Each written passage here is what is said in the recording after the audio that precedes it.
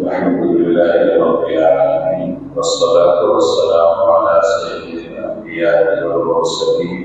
وعلى آله وصحبه أجمعين، أما بعد، فأعوذ بالله من الشيطان الرجيم. بسم الله الرحمن الرحيم.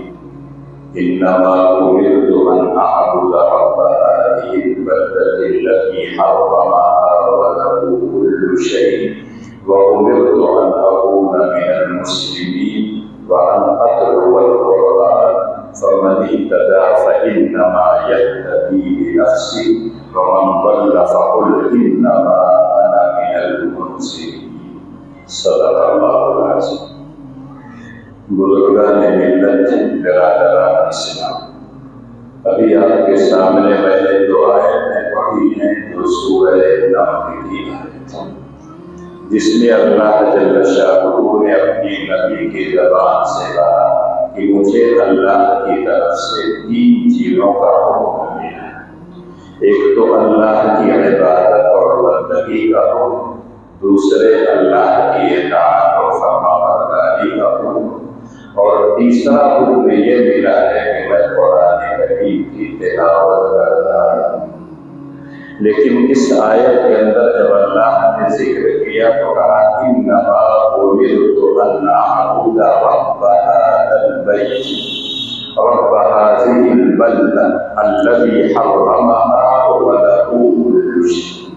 ہم سب یہ جانتے ہیں کہ جنات اور انسان کی تخلیق کا مقصد ہی ہے اللہ کی بندگی اور عبادت۔ وما خلقت الجن والانس الا ليعبدون۔ یہی بات اللہ نے اپنے نبی سے کہا کہ آپ کہہ دیجئے کہ مجھے اس بات کا حکم دیا گیا ہے کہ اس شہر کے پروردگار کی میں بندگی اور عبادت کروں، جس کو اللہ نے محترم بنایا ہے، قابل احترام بنایا ہے، اور اسی کے لیے کائنات کی ساری چیزیں ہیں۔ اسی بات کو اللہ جل شانہ نے سورہ ایلاف میں بھی کہا، جس کو سورہ قریش کہتے ہیں، فَلْيَعْبُدُوا رَبَّ هَذَا الْبَيْتِ الَّذِي أَطْعَمَهُم مِّن جُوعٍ وَآمَنَهُم مِّن خَوْفٍ۔ کہ تم لوگ جو سفر کرتے ہو، ایک مرتبہ ٹھنڈی کے موسم میں اور ایک مرتبہ گرمی کے موسم میں، اور یہ سفر تمہارا سکون اور اطمینان سے گزرتا ہے، لوگ تمہیں قدر کی نگاہ سے دیکھتے ہیں، اس لیے کہ بیت اللہ کے تم لوگ متولی ہو، بیت اللہ کی دیکھ بھال کر رہے ہو، تو اللہ کہتے ہیں اس گھر کے پروردگار کی بندگی اور عبادت کرو، جس نے تمہیں کھلایا پلایا ہے، بھوکا نہیں رکھا، اور جس نے تم کو امن و امان سے نوازا ہے۔ یہاں اگر الفاظ پر غور کریں تو اللہ یہ نہیں کہتے فَلْيَعْبُدُوا اللَّهَ، فَلْيَعْبُدُوا رَبَّ هَذَا الْبَيْتِ۔ اس سے پتہ چلتا ہے کہ ہم جب خانہ کعبہ کی زیارت کے لیے جاتے ہیں، چاہے عمرہ کے موقع پر، چاہے حج کے لیے، اور جو ہم طواف کرتے ہیں تو ہم بیت اللہ کی عبادت نہیں کرتے، بیت اللہ کے مالک کی عبادت اور بندگی کرتے ہیں۔ اس لیے اللہ کہتے ہیں فَلْيَعْبُدُوا رَبَّ هَذَا الْبَيْتِ۔ بعض مرتبہ شیطان یہ وسوسہ دل میں ڈالتا ہے کہ تم لوگ اس چہار دیواری ایک گھر جو چوکور بنا ہوا ہے اس کے ارد گرد طواف کرتے ہو، یہ تو ویسے ہی ہے جیسے تمہارے برادران وطن ہندوستان میں دوسری جگہوں پر ان مورتیوں کے ارد گرد گھومتے ہیں اور وہ اس کی بندگی اور عبادت کرتے ہیں۔ تو اللہ نے ایک لفظ بڑھا کے ان تمام شکوک اور شبہات کو دور کر دیا، فَلْيَعْبُدُوا رَبَّ هَذَا الْبَيْتِ۔ ہم لوگ اس گھر کی نہیں بندگی کرتے، اس گھر کا جو مالک ہے، جو خالق ہے، جس نے خود یہ کہا ہے وَإِذْ جَعَلْنَا الْبَيْتَ مَثَابَةً لِلنَّاسِ وَأَمْنًا۔ ہم نے اس گھر کو لوگوں کے لیے بار بار آنے کا موقع دیا ہے۔ جو ایک مرتبہ زیارت کر لیتا ہے، چاہے حج پر چاہے عمرہ پر، وہ بار بار اس کے دل میں یہ شوق پیدا ہوتا ہے کہ اس گھر کی میں بار بار زیارت کروں۔ مثابۃ للناس بھی ہے، اور امن و امان کا گہوارہ ہے۔ اللہ کہتے ہیں وَمَن دَخَلَهُ كَانَ آمِنًا، جو بلد حرام میں داخل ہو جائے اس کو امن و امان مل گیا، وہاں کوئی دشمن کسی دشمن کو مارتا نہیں ہے، بلکہ چرند اور پرند اور جانوروں کو بھی کیا ہے وہ تکلیف نہیں دیتا ہے۔ بلکہ بعض روایتوں کو پڑھیے تو پتہ چلتا ہے کہ جس زمانے میں اس کا صحن کچا رہا ہوگا، درخت وغیرہ رہے ہوں گے، تو اللہ کے رسول نے کہا مسجد حرام کے اندر جو درخت ہے اس کو بھی نہ کاٹا جائے، وہاں کی گھاس بھی نہ کاٹی جائے، بلکہ یہاں تک آتا ہے کہ وہاں اگر کسی درخت میں کانٹا ہو تو اس کانٹے کو بھی نہ توڑا جائے، اس لیے کہ یہ بلد امین ہے۔ اللہ جل شانہ نے اس کو امن و امان والا بنایا۔ اسی زمانے میں ایک گھاس ہوتی تھی جس کو اذخر کہتے ہیں، اور عرب کے لوگ اپنی قبرستان میں اس گھاس کو استعمال کرتے تھے۔ تو بعض صحابہ نے پوچھا کہ اے اللہ کے رسول، کیا اذخر گھاس کو بھی نہ کاٹے جو مسجد حرام کے اندر ہے؟ تو اللہ کے رسول نے کہا الا الاذخر، کہ اذخر گھاس کو کاٹ سکتے ہو، اس لیے کہ اس کو تم لوگ اپنے کام میں استعمال کرتے ہو، تو اس لیے گھاس کا یہ کاٹنا ضروری ہے، لیکن کسی چرند، کسی پرند، کسی حیوان، کسی انسان کو جو جانی بھی دشمن ہو اس کے ساتھ بھی یہاں رہتے ہوئے تعرض نہیں کیا جائے گا، یہ بلد امین ہے۔ اور حضرت ابراہیم خلیل اللہ نے اس کے لیے دعا بھی کی تھی، وَإِذْ قَالَ إِبْرَاهِيمُ رَبِّ اجْعَلْ هَٰذَا بَلَدًا آمِنًا، یہ سورہ بقرہ کی آیت ہے، اور سورہ ابراہیم میں اللہ کہتے ہیں وَإِذْ قَالَ إِبْرَاهِيمُ رَبِّ اجْعَلْ هَٰذَا الْبَلَدَ آمِنًا، ایک جگہ نکرہ ہے، ایک جگہ معرفہ۔ اس سے پتہ چلتا ہے کہ جب یہ شہر مکہ آباد نہیں ہوا تھا، حضرت ابراہیم نے اپنے بیٹے اسماعیل اور اپنی بیوی کو جب چھوڑ کر جا رہے تھے، اس وقت دعا کیا تھا کہ اے اللہ اس گھر کو تو آباد بھی کر دے اور امن و امان والا بھی بنا دے۔ اور جب یہ گھر آباد ہو گیا ہوگا، حضرت اسماعیل کے خاندان کے لوگ بس گئے ہوں گے، اس وقت حضرت ابراہیم نے دوبارہ دعا کی وَإِذْ قَالَ إِبْرَاهِيمُ رَبِّ اجْعَلْ هَٰذَا الْبَلَدَ آمِنًا، یہ جو شہر اب بس گیا ہے، یہاں آبادی ہو گئی ہے، اے اللہ اس کو امن و امان والا بنا۔ تو جو گھر امن و امان والا ہے، جس کی قسمیں اللہ نے کھائی ہے، والتین والزیتون وطور سینین وہذا البلد الامین، کہیں اللہ کہتے ہیں لا اقسم بہذا البلد وانت حل بہذا البلد، اے نبی اس کو تو میں نے مبارک بنایا ہے، میں نے اس کو بلد امین بنایا ہے، مزید آپ کا قیام اس بلد امین کے اندر اس کی عظمت کو اور بڑھا دیتا ہے، اس کے تقدس میں چار چاند لگ جاتا ہے کہ میرا نبی وہاں رہتا ہے اور میرا گھر بیت اللہ بھی وہاں موجود ہے۔ تو اللہ اپنے نبی سے کہتے امر انما امرت ان اعبد رب هذه البلدہ الذی حرمها وله كل شیء، اللہ کا صرف یہ گھر نہیں ہے، سارے گھر اسی کے، وہ تو رب السماوات والارض ہے، رب المشرقین و رب المغربین ہے، رب المشارق والمغارب ہے، وہ تو رب العالمین ہے، سارے جہان کا پروردگار ہے۔ لیکن جس گھر کی نسبت اللہ کی طرف ہو جائے، اس گھر کا تقدس، اس کی عظمت، اس کے آداب بہت بڑھ جاتے ہیں۔ اور یہی وجہ ہے کہ اللہ جل شانہ نے اپنے نبی سے جب کہا امرت ان اعبد رب هذه البلدہ الذی حرمها، جس کو اللہ نے محترم بنایا ہے، جس میں بہت سی چیزیں اللہ نے حرام قرار دیا ہے، قتل نہیں ہوگا، وہاں خوریزی نہیں ہوگی، کسی دشمن کو مارا نہیں جائے گا، کسی کو ستایا نہیں جائے گا، یہ بلد امین ہے۔ اس گھر کا جو پروردگار ہے اس کی عبادت کا آپ کو حکم دیا جا رہا ہے وما خلقت الجن والانس الا لیعبدون، اگر سارے جنات اور انسان کا مقصد تخلیق اللہ کی بندگی اور عبادت ہے تو اے نبی آپ بھی انسان ہیں، لیکن انسانوں میں سب سے افضل انسان ہے، لہذا آپ کو بھی یہی حکم دیا جا رہا ہے کہ اسی پروردگار کی بندگی اور عبادت کیجیے، کسی اور کی بندگی اور عبادت نہ کیجیے۔ یقینی طور پر اللہ کے رسول سے تو یہ توقع نہیں ہو سکتی ہے کہ اللہ کے علاوہ کسی اور کی بندگی کرے۔ تمام انبیاء یہی دعوت دیتے تھے، یا قوم اعبدوا اللہ ما لکم من الہ غیرہ، کوئی اللہ کے علاوہ معبود ہے ہی نہیں۔ جب ساری کائنات کا خالق اور مالک وہ ہے تو بندگی کا حقدار بھی وہی ہے، اس کے علاوہ کسی اور کی عبادت نہیں کی جائے گی۔ اے نبی آپ بھی کسی کی بندگی اور عبادت کیجیے۔ اور جب اللہ کے رسول کو ستایا جاتا، آپ کو تکلیفیں دی جاتی،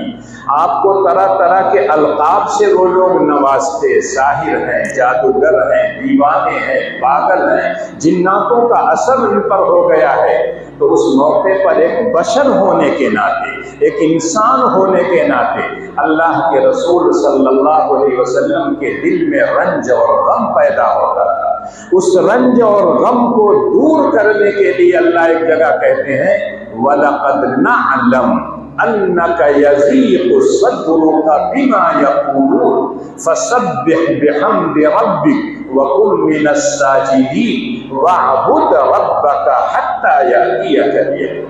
اے نبی ہم اچھی طرح سے جانتے ہیں یہ لوگ جو بیہودہ قسم کے الفاظ سے آپ کو مخاطب کرتے ہیں، میں جانتا ہوں کہ آپ کا دل تنگ ہوتا ہے، آپ قبیلہ خاطر ہوتے ہیں، لیکن آپ مطمئن رہیے، یہ کام میرے اوپر چھوڑ دیجئے، آپ کا جو کام ہے وہ کرتے رہیے۔ فَسَبِّحْ بِحَمْدِ رَبِّكَ وَكُن مِّنَ السَّاجِدِينَ وَاعْبُدْ رَبَّكَ حَتَّى يَأْتِيَكَ الْيَقِينُ۔ آپ اللہ کی تسبیح اور تقدیس بیان کیجیے، اللہ کے سامنے سجدہ ریز ہوئیے اور اللہ کی بندگی اور عبادت کرتے رہیے جب تک یقین نہ آپ کے پاس آ جائے، اور یہاں یقین سے مراد ہے موت۔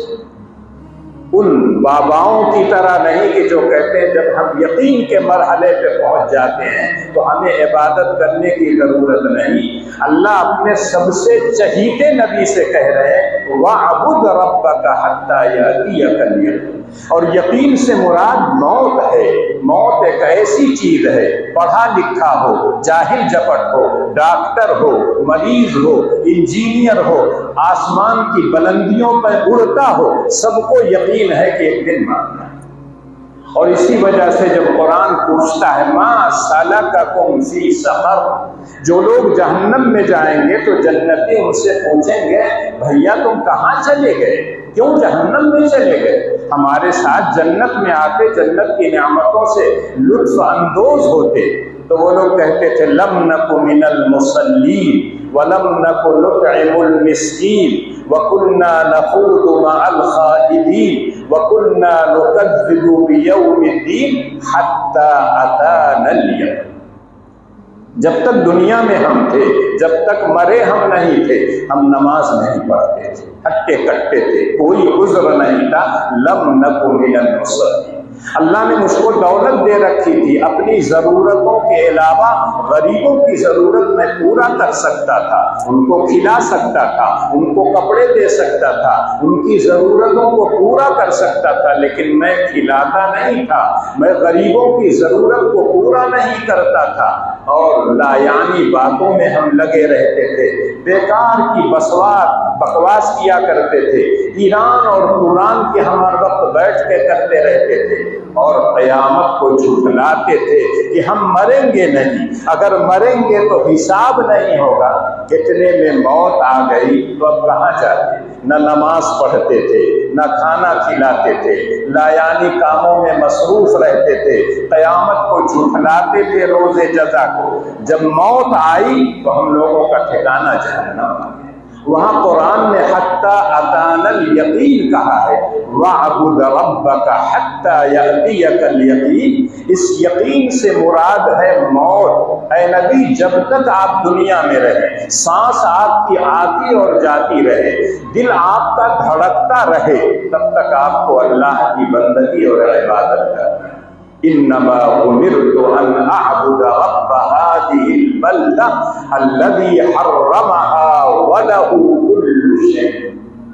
دوسری چیز اللہ نے کہا وَأُمِرْتُ أَنْ أَكُونَ مِنَ الْمُسْلِمِينَ،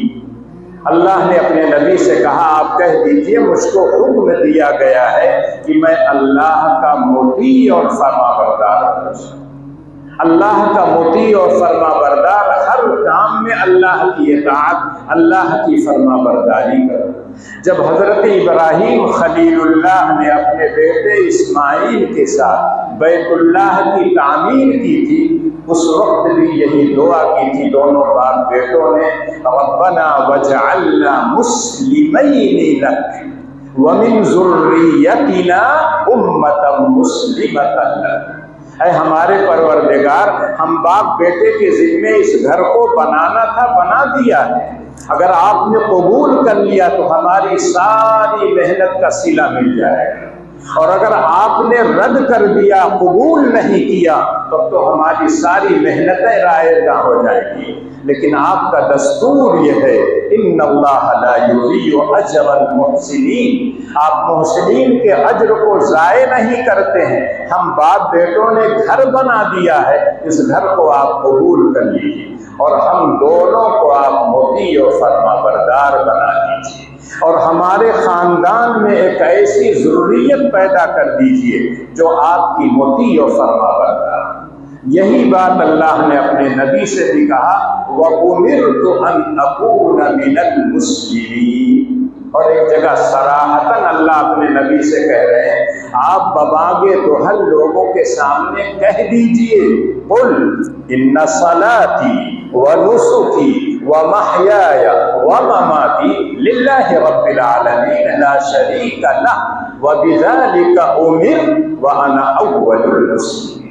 اے نبی آپ زور سے بباغ دہل اعلان کر دیجئے کہ میری نماز، میری تمام عبادتیں، قربانیاں، مالی عبادت ہو، بدنی عبادت ہو، ساری عبادتیں، میرا مرنا، میرا جینا، میرا اٹھنا، میرا سونا، میرا سارا کام صرف اس اللہ کے لیے ہے جس کا کوئی شریک نہیں، اور اسی کا اللہ نے مجھے حکم دیا ہے کہ میں سب سے پہلے اللہ کا مطیع و فرما بردار ہوں۔ جب میں لوگوں سے کہوں کہ اللہ اور اس کے رسول کی اطاعت کرو تو میں بھی تو اللہ کی اطاعت اور بندگی کروں۔ یہی بات اللہ نے اپنے خلیل سے کہا تھا اذ قال له ربه اسلم قال اسلمت لرب العالمین۔ جب ابراہیم کے پروردگار نے ابراہیم سے کہا کہ اے ابراہیم تم اطاعت اور فرما برداری کرو، اپنے آپ کو میرے حوالے کر دو، جو میرا حکم ہو اس کو مانو، اپنی خواہشات پر عمل نہ کرو، تو حضرت ابراہیم نے فوراً جواب دیا تھا اسلمت لرب العالمین، میں نے اپنے آپ کو رب العالمین کے حوالے کر دیا۔ یہی بات تمام نبیوں نے کہا ہے کہ ہم اللہ کے مطیع اور فرما بردار ہیں، اللہ کی اطاعت و فرما برداری کے سوا کوئی چارہ کار نہیں ہے۔ اللہ نے اپنے نبی سے بھی یہی بات کہا اور کہا کہ آپ کہہ دیجئے کہ مجھے حکم دیا گیا ہے کہ میں آپ کا مطیع و فرما بردار ہوں۔ اور پوری سیرت پڑھ لیجئے، اللہ کے رسول نے ہر موڑ پر اللہ کی اطاعت و فرما برداری کی، اور یہی وجہ ہے کہ جو آدمی اللہ کی اطاعت و فرما برداری کرتا ہے بھلا اس کا ہوتا ہے، اور اگر نہیں کرتا ہے تو نقصان اس کا ہوتا ہے، اللہ اور اس کے رسول کا کوئی نقصان نہیں ہوتا۔ حدیث قدسی ہے، اللہ جل شانہ فرماتے ہیں سارے جنات، سارے انسان اگر متقی اور پرہیزگار ہو جائیں، سب لوگ میری اطاعت کرنے لگے تو میری سلطنت کے اندر، میرے ملک میں کوئی اضافہ نہیں ہوگا، میری عظمت اور کبریائی میں کوئی اضافہ نہیں ہوگا۔ اور اگر سارے لوگ میری خلاف ورزی کرنے لگیں، میری نافرمانی کریں، تو یقینی طور پر میری عظمت اور کبریائی میں کوئی کمی نہیں ہوگی۔ اور اسی لیے اللہ نے آخر میں کہا فَمَنْ وَجَدَ ذَلِكَ فَلْيَحْمَدِ اللَّهَ، اگر اپنے مرضی کے مطابق اس کو انجام مل رہا ہے تو اللہ کی تعریف کرنا چاہیے کہ اللہ نے اس کو اس بات کی توفیق دی کہ اللہ کی وہ اطاعت و فرما برداری ہے۔ اور اگر اس نے اطاعت نہیں کی ہے فَلَا يَلُومَنَّ إِلَّا نَفْسَهُ، اپنے آپ کی ملامت کرے۔ شیطان کو کہے کہ مردود ہے، اس نے مجھ کو بہکا دیا، کسی انسان کے متعلق کہے کہ اس نے مجھ کو گمراہ کر دیا۔ اللہ کہتے ہیں میں نے عقل دیا تھا، شعور دیا تھا، سر سے لے کر پیر تک طرح طرح کی نعمتوں سے نوازا تھا، سننے کی طاقت، دیکھنے کی طاقت، سوچنے اور سمجھنے کی طاقت، تمہاری اصلاح کے لیے کتابیں میں نے اتاری، نبیوں اور رسولوں کو بھیجا۔ اس کے بعد اگر تم لوگ گمراہ ہوئے ہو تو اپنے آپ کو برا بھلا کہو، شیطان کو مت کہو، نہ دوسرے لوگوں کو مت کہو۔ اس لیے کہ جب وہاں لوگ جائیں گے تو کہیں گے ربنا انا اطعنا سادتنا وكبراءنا فاضلونا السبيل ربنا آتهم ضعفين من العذاب والعنهم لعنا كبيرا۔ جو لوگ غلط رہبر کے پیچھے چلیں گے، اللہ کے حکم کی خلاف ورزی کریں گے، جب جائیں گے اللہ کے پاس تو کہیں گے اے میرے پروردگار میری کوئی غلطی نہیں ہے، ان بڑوں کی غلطی ہے جنہوں نے ہمیں شرک کا راستہ دکھایا تھا، جنہوں نے ہمیں غلط راستہ دکھایا تھا، ان کے کہنے پر ہم چلے اور راستہ بھٹک گئے، ہم منزل تک نہیں پہنچے ہیں، اے اللہ سزا ان کو دے۔ تو اللہ کہیں گے تم کو بھی ملے گی، ان کو بھی۔ خود شیطان کہے گا کہ ہم نے نہیں گمراہ کیا ہے، اغویناہم کما غوینا تبرأنا الیک، اے اللہ جیسے ہم گمراہ ہوئے ہیں اپنی مرضی سے، ویسے ہی یہ لوگ بھی گمراہ ہوئے ہیں، میں واسطہ بنا ہوں، لیکن آپ کے فرشتے، آپ کے رسول کو صحیح راستہ دکھا رہے تھے، اس راستے کو ان لوگوں نے کیوں نہیں اختیار کیا، کیوں میرے نقش قدم پر چل کے جہنم میں آئے۔ فرعون کے بارے میں قرآن کہتا ہے یقدم قومہ یوم القیامہ فاوردہم النار، فرعون یہاں بادشاہ تھا، جیسے وہاں بھی بادشاہ رہے گا، آگے آگے اپنی قوم کے جائے گا، لیکن جائے گا کہاں؟ جہنم میں جائے گا، تو اس کے پیچھے پیچھے جو چلنے والے ہوں گے وہ بھی جہنم میں جائیں گے، اور جہنم بدترین جگہ۔ اس پوری کائنات کا نظام اللہ کی اطاعت و فرمانبرداری۔ افغیر دین اللہ یبغون وله اسلم من فی السماوات ومن فی الارض طوعا وکرہا والیہ یرجعون۔ دنیا کی ساری چیزیں، کائنات کا ایک ایک ذرہ اللہ کی اطاعت و فرما برداری میں لگا ہوا ہے، چاہے خوشی خوشی اطاعت کرے اور چاہے اللہ نے اس کو ایسا بنا دیا ہے کہ اللہ کی نافرمانی کر ہی نہیں سکتا۔ اگر کائنات کا ایک ذرہ اللہ کے حکم کی خلاف ورزی کر دے تو کائنات کا نظام درہم برہم ہو جائے۔ تو وہ انسان جو اشرف المخلوقات ہے، مسجود ملائکہ ہے، اللہ کا خلیفہ ہے، اگر وہ اللہ کے حکم کی خلاف ورزی کرے تو کیا دنیا میں شر و فساد نہیں پھیلے گا؟ یقیناً پھیلے گا، لیکن اس کو انسان فساد نہیں مانتا ہے، وہ یہ سمجھتا ہے کہ فساد صرف قتل کرنا ہے، صرف زنا کرنا ہے، صرف کسی کے مال کو ہڑپ کرنا ہے، لیکن اللہ کے حکم کی خلاف ورزی یہ بھی ایک فساد ہے اور بہت بڑا فساد ہے۔ اس کے بگاڑ کی وجہ سے ساری دنیا کے اندر فساد پھیلتا ہے۔ ظہر الفساد فی البر والبحر بما کسبت ایدی الناس، انسانوں کی بدعمالیوں کی وجہ سے خشکی اور تری سب جگہ کیا ہے؟ فساد پھیلا ہوا۔ تو پہلی چیز تھی اللہ کی بندگی اور عبادت، دوسرا حکم اللہ کے رسول کہتے ہیں مجھے جو دیا گیا کہ میں اللہ کا مطیع اور فرما بردار بن جاؤں، اور تیسرا حکم ہے وَأَنْ أَتْلُوَ الْقُرْآنَ، مجھے اللہ نے حکم دیا ہے کہ میں قرآن کریم کی تلاوت، جس پر قرآن نازل ہوا، جس کے دل میں اللہ نے قرآن اتارا ہے، اس کو حکم دے رہے ہیں کہ آپ قرآن کی برابر تلاوت کیجیے۔ ایک جگہ اللہ کہتے ہیں اتل ما اوحی الیک من الکتاب واقم الصلاۃ، اے نبی جو کتاب آپ کو دی گئی ہے آپ اس کی تلاوت کیجئے، اس کو پڑھا کیجئے اور نماز کی پابندی کیجئے، نماز میں بھی کثرت سے قرآن کریم کی تلاوت کیا کیجئے، چاہے فرض ہو، چاہے نفل ہو، چاہے سنت ہو، مؤکدہ ہو، غیر مؤکدہ ہو، ہر نماز میں قرآن کی تلاوت ضروری ہے۔ اللہ اپنے نبی سے کہتے ہیں وَأَنْ أَتْلُوَ الْقُرْآنَ، اور جب اللہ کے رسول صلی اللہ علیہ وسلم کے مقاصد بعثت کا جو تذکرہ قرآن میں ہے، سورہ بقرہ میں 2 جگہ، سورہ آل عمران میں 1 جگہ اور سورہ جمعہ میں 1 جگہ، تھوڑے سے الفاظ کے فرق کے ساتھ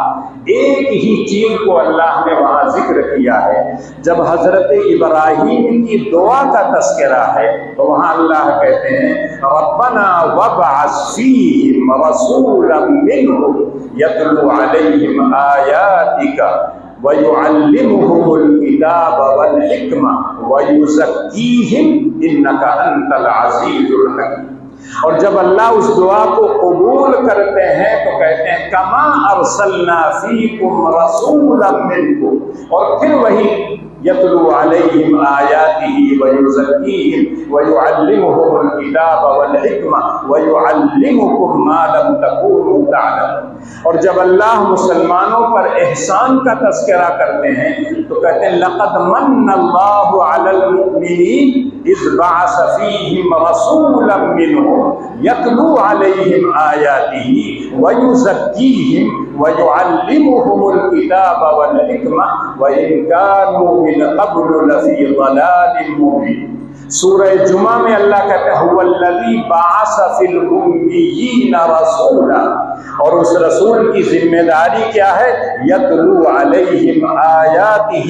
وَيُزَكِّيهِمْ وَيُعَلِّمُهُمُ الْكِتَابَ وَالْحِكْمَةَ وَإِنْ كَانُوا مِنْ قَبْلُ لَفِي ضَلَالٍ مُّبِينٍ۔ ان چاروں آیتوں کو اگر ایک جگہ کر کے آپ پڑھیں تو پتہ یہ چلتا ہے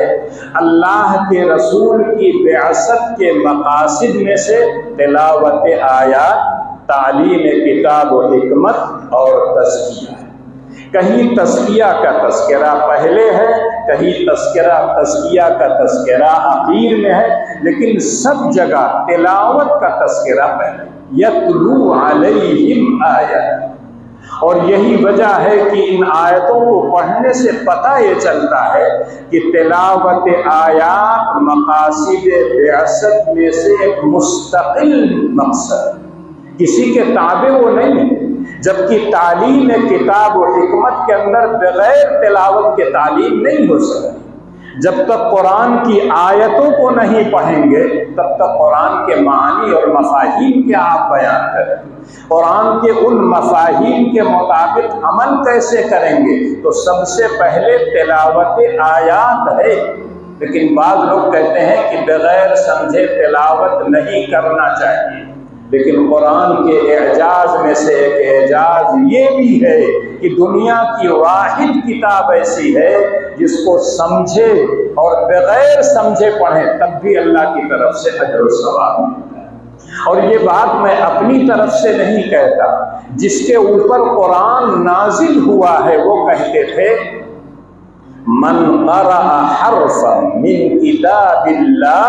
فلہ بہ الحسنہ والحسنۃ بعشر امثالها لا اقول الف لام میم حرف بل الف حرف ولام حرف ومیم حرف۔ اللہ کے رسول کہتے تھے قرآن کی کتاب کا ایک حرف بھی کوئی آدمی پڑھے گا تو اس پر اس کو نیکی ملے گی، اور اللہ کا دستور ہے ایک کام نیک کرو تو اللہ تعالیٰ کم سے کم 10 گنا نیکی دے گی۔ اور پھر اللہ کے رسول نے کہا الف لام میم، یہ 3 حرفوں کا مجموعہ، ایک حرف نہیں ہے، الف لام میم یہ 3 حرف ہیں، گویا تینوں حرف کو پڑھے گا تو 30 نیکیاں ہیں۔ تمام مفسرین، متقدمین، متاخرین، اردو کے، عربی کے، فارسی کے جتنے مفسر گزرے سب کو پڑھیے تو کہتے ہیں یہ حروف مقطعات ہیں جن کو کاٹ کاٹ کے پڑھا جاتا ہے، اس کے معانی صرف اللہ جانتے ہیں، کوئی اور نہیں جانتا۔ اگر ہم کو بتانا ضروری ہوتا تو اللہ کے رسول ضرور بتاتے۔ تمام مفسرین اپنی اٹکلوں سے، اندازے سے، اپنے عقل سے، شعور سے طرح طرح کی باتیں ذکر کرتے ہیں، اخیر میں کہتے ہیں اللہ اعلم بمراد، اللہ اس کی مراد جانتا۔ ہمیں کچھ نہیں معلوم کہ الف لام میم سے کیا مراد ہے، الف لام را سے کیا مراد ہے، الف لام میم صاد سے کیا مراد ہے، اللہ بہتر جانتا۔ تو اگر اللہ بہتر جانتے ہیں، کوئی انسان نہیں جانتا ہے تو بغیر سمجھے ہی تو پڑھ رہا ہے۔ اور اللہ کے رسول کہتے ہیں 30 نیکیاں۔ اس سے پتہ چلتا ہے کہ قرآن کی تلاوت کے بہت سے مقاصد، اس میں ایک مقصد ہے محض اجر و ثواب۔ اجر و ثواب پڑھنے پر ملے گا، چاہے سمجھے چاہے نہ سمجھے، لیکن یہ کتاب ہدایت ہمارے لیے اتاری گئی ہے، اگر ہم اس کو نہیں سمجھیں گے، سمجھنے کی کوشش نہیں کریں گے تو کیسے اس پر عمل کریں گے؟ اس لیے قرآن ہم کو دعوت دیتا ہے افلا یتدبرون القرآن ام علی قلوب اقفالها، کیا تم لوگ قرآن میں غور و فکر نہیں کرتے؟ کیا تمہارے دلوں پر تالا لگا ہوا ہے؟ سوچنے اور سمجھنے کی صلاحیت ختم ہو گئی ہے؟ قرآن کو پڑھو، تمہارا مولا تم کو کس بات کا حکم دے رہا ہے، تب نہ اس پر عمل کرو گے۔ تو اللہ نے مختلف آیتوں کے اندر تدبر کا، غور و فکر کا، تفکر کا حکم دیا ہے۔ پتہ چلا کہ اگر آپ صحیح پڑھتے ہو اور اس کو صحیح سمجھتے ہو، نور علی، سونے پر سونا۔ لیکن اگر قرآن کے معانی نہ سمجھتے ہو تو تلاوت قرآن سے غفلت نہیں برتنا چاہیے، اس لیے کہ جب پڑھیں گے تبھی آپ کے دل میں شوق پیدا ہوگا کہ یہ آیتوں کا معنی کیا ہے، ان آیتوں کا مفہوم کیا ہے، اللہ ہم سے کیا مطالبہ کر رہے ہیں، ہم کو کیا عمل کرنا چاہیے۔ تو تلاوت آیات مستقل مقصد ہے۔ اگر یہ مقصد نہ ہوتا تو ان 4 آیتوں میں یتلو علیہم آیاتی اللہ نہ کہتے، اور اپنے نبی سے یہ نہ کہتے اتل ما اوحی الیک من الکتاب، اور سورہ نمل میں یہ نہ کہتے انما امرت ان اعبد رب هذه البلدہ الذی حرمها وله كل شیء وامرت ان اکون من المسلمین وان اتلو القرآن۔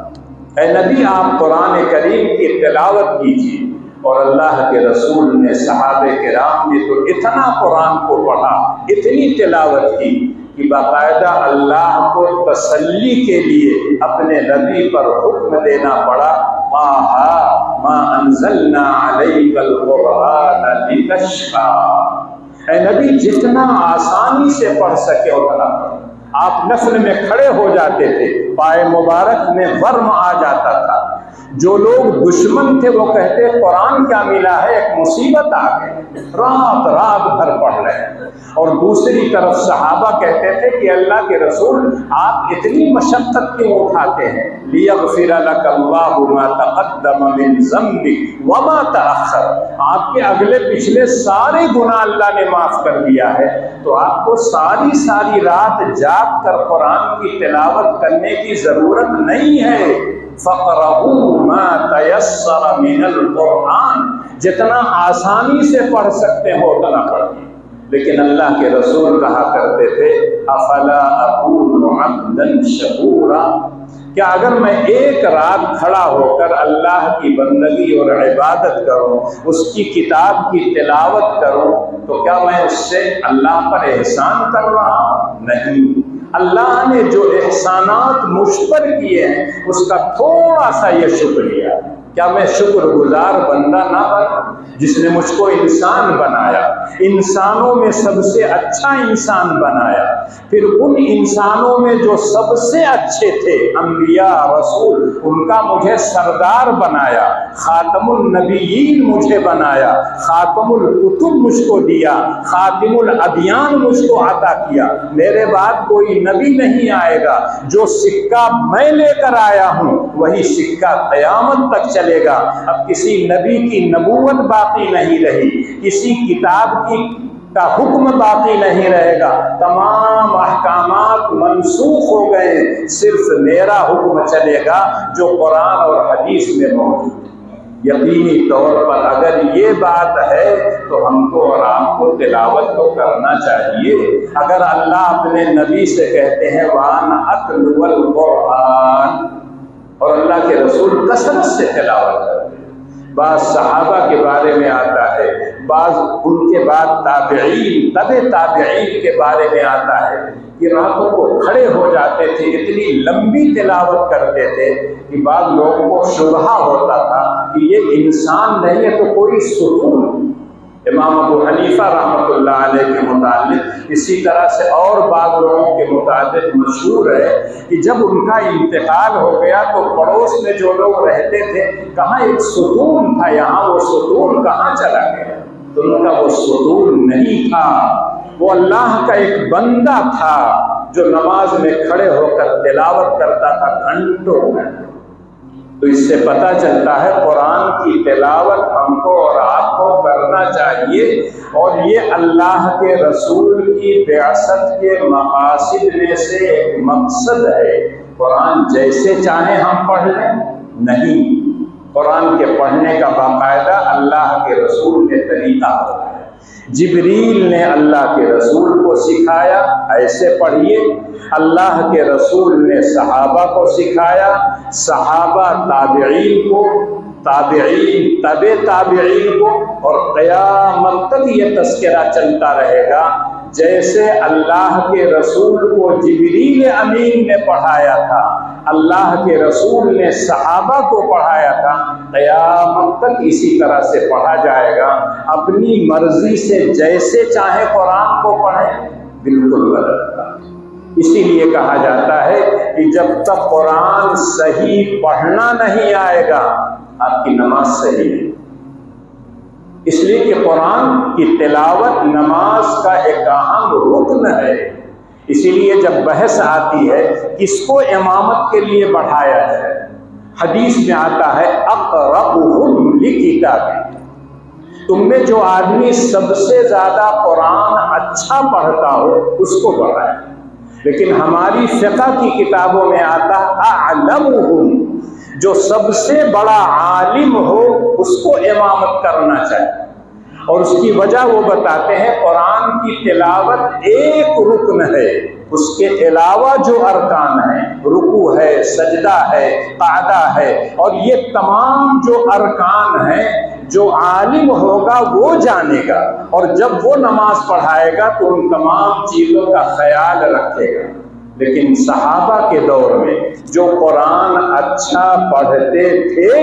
وہی قرآن کو اچھا سمجھتے تھے۔ اقرؤہم لکتاب اللہ، حضرت ابی بن کعب رضی اللہ تعالی عنہ کو کہا گیا ہے، اور اللہ کے رسول کے صحابہ میں سب سے اچھا قرآن وہی پڑھتے ہیں۔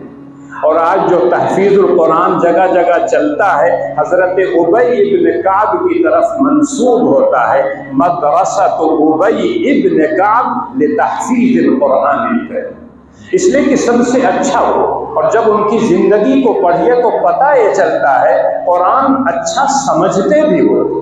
حضرت عمر رضی اللہ تعالیٰ عنہ نے ایک مرتبہ حضرت ابی سے پوچھا کہ حضرت ابی یہ بتائیے قرآن میں جگہ جگہ تقوی کا حکم ہے، تقوی اختیار کرو، جتنا کر سکتے ہو اللہ سے ڈرو۔ تقوی کس کو کہتے ہیں؟ تو حضرت ابی بن کعب رضی اللہ تعالیٰ عنہ نے حضرت عمر سے پوچھا کہ آپ سفر کرتے ہیں؟ کہا مستقل میں سفر پہ رہتا ہوں، بارہا میں سفر کیا ہوں۔ کہا جنگلات میں جاتے ہیں آپ؟ کہا جنگل میں بھی گیا ہوں۔ کہا جب وہاں جاتے ہیں تو کیسے آپ راستہ طے کرتے ہیں؟ کہا ادھر بھی خاردار جھاڑیاں ہوتی ہیں، ادھر بھی کانٹے دار درخت ہوتے ہیں، دونوں کے بیچ سے اپنے دامن کو سمیٹ کر گزر جاتا ہوں تاکہ میرا دامن کسی کانٹے سے الجھے نہیں۔ حضرت ابی بن کعب نے کہا اسی کا نام تقوی ہے، اس سے بہترین تشریح تقوی کی ہو ہی نہیں سکتی ہے کہ یہاں نہ جانے کتنے کانٹے ہیں، ان تمام کانٹوں کے بیچ میں اللہ اور اس کے رسول کے حکم کے مطابق زندگی گزار کے چلے جائیے، آپ متقی کہلائیں گے، آپ صاحب تقوی کہلائیں گے۔ تو ان اکرمکم عند اللہ اتقاکم۔ اس لیے آج کل جو لوگ کا ہے یہ غلط فہمیاں عوام میں پھیلاتے ہیں کہ قرآن بغیر سمجھے نہیں پڑھنا چاہیے، بالکل یہ غلط۔ اللہ کے رسول کے بعثت کے مقاصد میں سے یتلو علیہم آیا، سورہ بقرہ میں 2 جگہ، سورہ آل عمران میں 1 جگہ، سورہ جمعہ میں 1 جگہ، اور خود سورہ نمل میں اللہ کے رسول کہتے ہیں مجھے حکم دیا گیا کہ میں قرآن کی تلاوت کروں۔ کسی بھی چیز کی جب تعلیم دی جاتی ہے بغیر پڑھے اس کو نہیں سمجھایا۔ تو تعلیم کتاب کے اندر قرات داخل تھی، تلاوت داخل تھی، لیکن اللہ نے باقاعدہ کا یتلو علیہم آیاتی، اس کا مطلب تلاوت آیات ایک مقصد ہے، مستقل مقصد ہے، اس کو جوڑو مت دوسروں سے۔ یہ صحیح ہے کہ اگر ہم کتاب کو نہیں سمجھیں گے تو اس کے معانی اور مفاہیم کے مطابق کیسے زندگی گزاریں گے۔ تو قرآن کی تلاوت محض اجر و ثواب کے لیے بھی ہوتی ہے، قرآن کی تلاوت اپنی زندگی کو سدھارنے کے لیے بھی ہوتی ہے۔ ان ھذا القرآن یہدی للتی ہی اقوم، سب سے بہترین جو راستہ ہوتا ہے قرآن اس کی طرف رہنمائی کرتا ہے، چاہے معاشرتی زندگی ہو، چاہے سماجی زندگی ہو، چاہے سیاسی زندگی ہو، چاہے گھریلو زندگی ہو، تمام کے اندر قرآن کی رہنمائی سب سے اوپر ہے۔ تو جب قرآن کو آپ پڑھیں گے نہیں، قرآن کو سمجھیں گے نہیں، تو قرآن کے مطابق کیسے زندگی گزاریں گے؟ اللہ تو اپنے نبی سے کہتے فبشر عبادی الذین یستمعون القول فیتبعون احسنہ، اے نبی آپ ان لوگوں کو بشارت اور خوشخبری سنا دیجیے جو قرآن کو سنتے ہیں اس پر عمل کرتے ہیں، ان کو آپ بشارت سنا دیجیے۔ تو جب آپ پڑھیں گے نہیں، سمجھیں گے نہیں، اس پر عمل نہیں کریں گے تو اس بشارت کے آپ حقدار کیسے بنیں گے؟ اس لیے اللہ نے اپنے نبی سے کہا آپ میری بندگی اور عبادت کیجئے، میری اطاعت و فرما برداری کیجئے اور قرآن کریم کی تلاوت کیجئے۔ ایک مرتبہ اللہ کے رسول نے لوگوں سے کہا کہ دلوں کے اندر بھی زنگ لگتا ہے، جیسے لوہے پر جب پانی مستقل پڑتا ہے تو لوہا زنگ آلود ہو جاتا ہے۔ صحابہ اس دور میں تھے جب سائنسی اتنی ترقیات نہیں،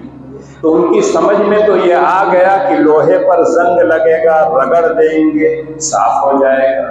آج تو طرح طرح کا پینٹ آتا ہے، طرح طرح کی رگڑنے والی چیزیں آ گئی ہیں۔ اس دور میں وہ چیزیں نہیں تھی، لیکن اتنا وہ جانتے تھے کہ برتن گندا ہوتا ہے رگڑ کے صاف کر دیا جاتا ہے، کپڑا گندا ہوتا ہے اس کو پٹک کر صاف کر دیا جاتا ہے، لیکن دل جب زنگ آلود ہوں گے تو اس کو کیسے صاف کیا جائے؟ اللہ کے رسول سے سوال کیا وما جلاؤھا،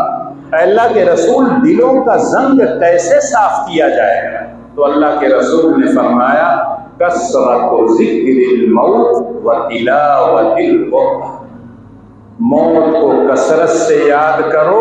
اور قرآن کریم کی تلاوت کرو تو تمہارے دل پر جو زنگ لگتا ہے وہ زنگ صاف ہو جائے گا۔ جب انسان موت کو یاد کرے گا تو مرنے کے لیے تیار رہے گا۔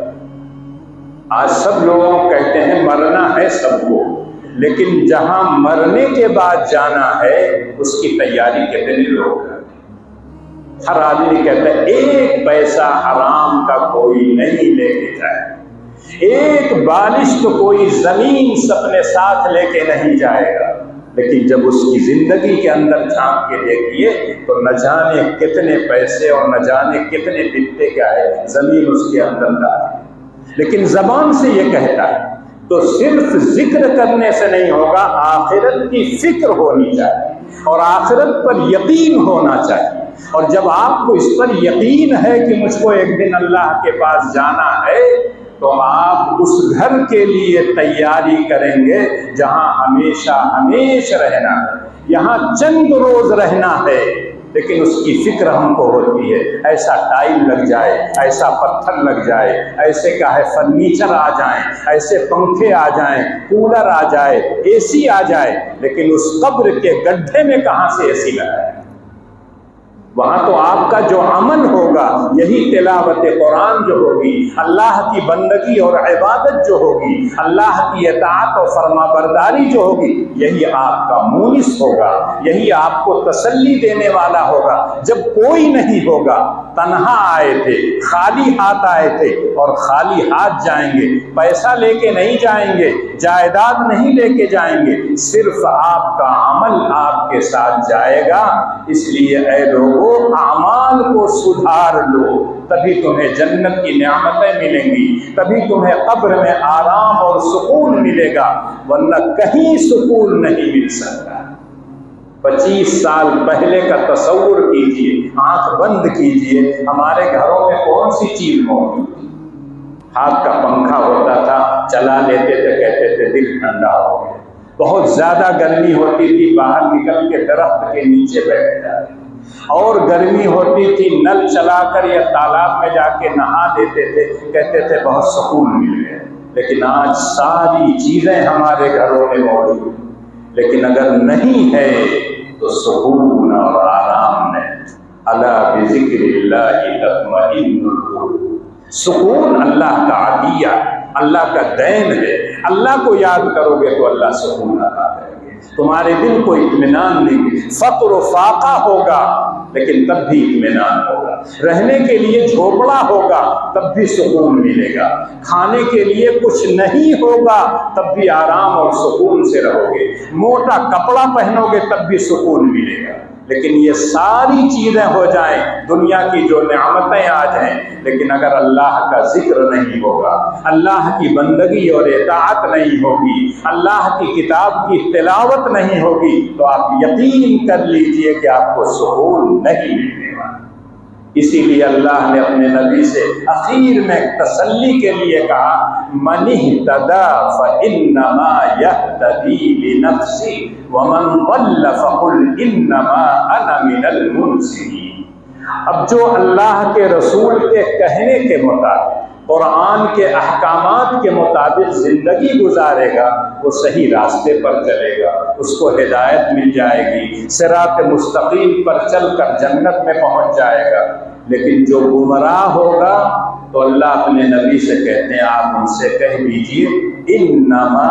انا من المنذرین،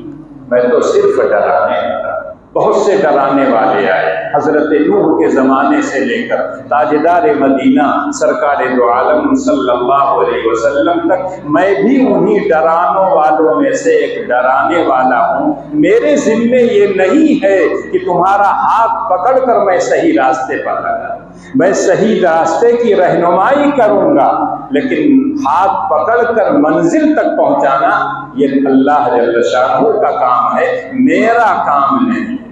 یہی بات آج بھی کہی جاتی ہے، العلماء ورثۃ الانبیاء، علماء انبیاء کے جانشین ہیں۔ اور اللہ کے رسول کہتے تھے ان الانبیاء لم یورثوا دینارا ولا درہما ولكن ورثوا العلم فمن اخذه بحظ وافر۔ انبیاء دینار اور درہم نہیں چھوڑ کے جاتے ہیں، کارخانہ نہیں چھوڑ کے جاتے ہیں، فیکٹریاں نہیں چھوڑ کے جاتے ہیں، بینک بیلنس نہیں چھوڑ کے جاتے ہیں۔ اکثر انبیاء کے بارے میں پڑھیں گے ان کے اوپر زکوٰۃ فرض نہیں تھی، زکوٰۃ اللہ کے راستے میں خرچ کرتے، لیکن زکوٰۃ جو باقاعدہ صاحب نصاب ہیں وہ نہیں ہوتے، اس لیے کہ اللہ تعالیٰ ان کی زندگی کے اندر وہ دیتے نہیں تھے۔ اللہ کے رسول سے کہا گیا کہ آپ اگر چاہیں تو پورا احد پہاڑ ہم سونے کا بنا دیں۔ جو لوگ گئے ہوں گے مدینہ طیبہ میں دیکھے ہوں گے بہت لمبا احد پہاڑ جاتا ہے، اتنا بڑا پہاڑ اگر اللہ کے رسول کے لیے سونا بنا دیا جاتا اور اللہ نے کہا جہاں چاہتے آپ خرچ کرتے، تو اللہ کے رسول نے کہا اے اللہ مجھے یہ نہیں چاہیے، میں ایک دن پیٹ بھرنا چاہتا ہوں تاکہ تیرا شکر ادا کروں، ایک دن فقر و فاقہ کرنا چاہتا ہوں تاکہ اس پر صبر کروں، ایک روز کھاؤں گا تو اللہ کی نعمت کے ملنے پر شکر ادا کروں گا، اور اگر فقر و فاقہ کی نوبت آئے گی تو میں اس پر صبر کروں گا، واویلا نہیں مچاؤں گا۔ ہمارا حال تو یہ ہے کہ ایک وقت اگر چائے وقت سے نہیں ملی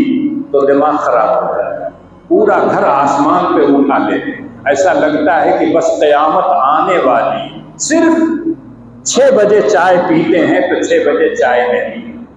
وہاں تو پتہ چلا کہ 15 دن ایک مہینے چولہا نہیں جلتا، کھجور اور پانی پر گزر بسر ہوتا تھا، لیکن جو سکون تھا ان لوگوں کے ہاں، جو آرام تھا وہ کہیں نہیں تھا۔ غزوہ خندق کے موقع پر خندق کھود رہے ہیں، کئی روز کے فقر و فاقہ کی زندگی گزار رہے ہیں، پیٹ پر ایک پتھر بندھا ہوا ہے،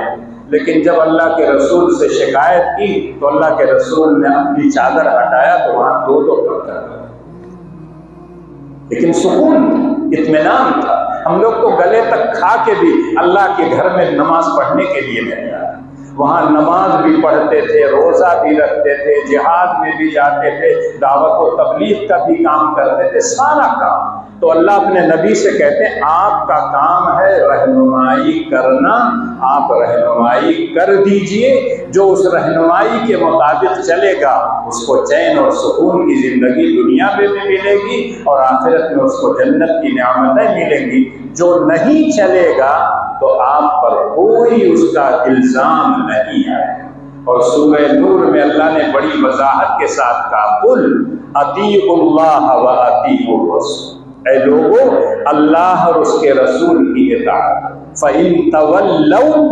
فَإِنَّمَا عَلَيْهِ مَا حُمِّلَ وَعَلَيْكُمْ مَا حُمِّلْتُمْ وَإِن تُطِيعُوهُ تَهْتَدُوا وَمَا عَلَى الرَّسُولِ إِلَّا الْبَلَاغُ۔ اے نبی آپ کہہ دیجئے اللہ اور اس کے رسول کی اطاعت کرو، اور اگر یہ لوگ اطاعت نہیں کریں گے تو اطاعت نہ کرنے کا گناہ ان پر ہوگا،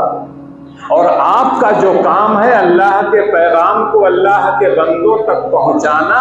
یہ آپ نے کر دیا، اس لیے آپ پر کوئی گناہ نہیں ہوگا۔ اگر یہ لوگ صحیح راستے پر چلے تو ان کو ہدایت مل جائے گی، اور رسول کے ذمے صرف یہ ہے کہ اللہ کے پیغام کو اللہ کے بندوں تک پہنچائے۔ نبیوں کے جانشین کا بھی کام یہی ہے کہ اللہ کے اور اللہ کے رسول کے احکامات کو آنے والی نسلوں تک پہنچانا، سدھارنا یہ کسی نبی کے جانشین کا کام ہے، راستہ دکھانا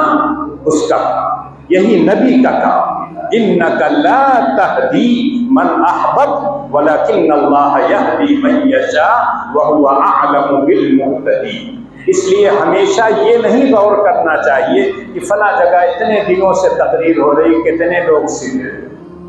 سدھرنا آپ کا کام ہے، صحیح احکامات صحیح بات پہنچانا یہ نبیوں کے جانشین کا کام ہے، وہ کام ان کو کرنا ہے، کوئی سدھرے نہ سدھرے اس پر اس کا الزام نہیں ہوگا۔ وَمَا عَلَى الرَّسُولِ إِلَّا الْبَلَاغُ، کہیں اللہ اپنے نبی سے کہتا وَمَا عَلَيْكَ إِلَّا الْبَلَاغُ وَعَلَيْنَا الْحِسَابُ، اے نبی آپ اطمینان رکھیے، آپ نے پہنچا دیا، آپ کا کام ختم، حساب لینا میرا کام ہے، میں ان سے پوچھوں گا کہ جب سچی بات تم کو بتائی گئی تھی کیوں نہیں اس پر عمل کیا؟ ہمارے انبیاء آئے، نبیوں کے جانشین آئے، تم کو بتائے اچھی بات، کیوں نہیں تم نے اس پر عمل کیا؟ اس لیے کسی کی تقریر سے یہ نہیں دیکھا جاتا کتنے لوگ سدھرے، یہ ضرور دیکھا جاتا ہے کہ تقریر میں وہ کیا کہتا ہے۔ اگر اللہ اور اس کے رسول کی سچی اور حقیقی بات ہے، اس کا کام تو ہوگا، اس کو تو اجر و ثواب ملے گا۔ لیکن جو لوگ خود نہیں سدھریں گے اس کا گناہ ان پر ہوگا، اس داعی پر نہیں ہوگا، اس مبلغ پر نہیں ہوگا، اس جانشین نبوت پر نہیں ہوگا۔ وہ آپ کا کام ہے، آپ کریں گے تو آپ کو فائدہ ہوگا، اور نہیں کریں گے تو گناہ آپ پر ہوگا، نہ اللہ اور نہ اللہ کے رسول اور نہ نبیوں کے جانشین پکڑے جائیں گے۔ اس لیے ہم کو اور آپ کو سورہ نمل کی ان 2 آیتوں کی روشنی میں اللہ کی بندگی اور عبادت کیجیے، اس کی اطاعت اور فرما برداری کیجیے، اللہ کی کتاب کی تلاوت کیجیے۔ اگر ان کاموں کو کرتے ہیں تو صحیح راستے پر آپ چلیں گے، اور اگر ان کاموں کو نہیں کرتے ہیں یا آپ گمراہ ہوتے ہیں تو اللہ کہتے ہیں آؤ میرے یہاں میں حساب۔ اللہ مجھ کو اور آپ کو کہنے اور سننے سے زیادہ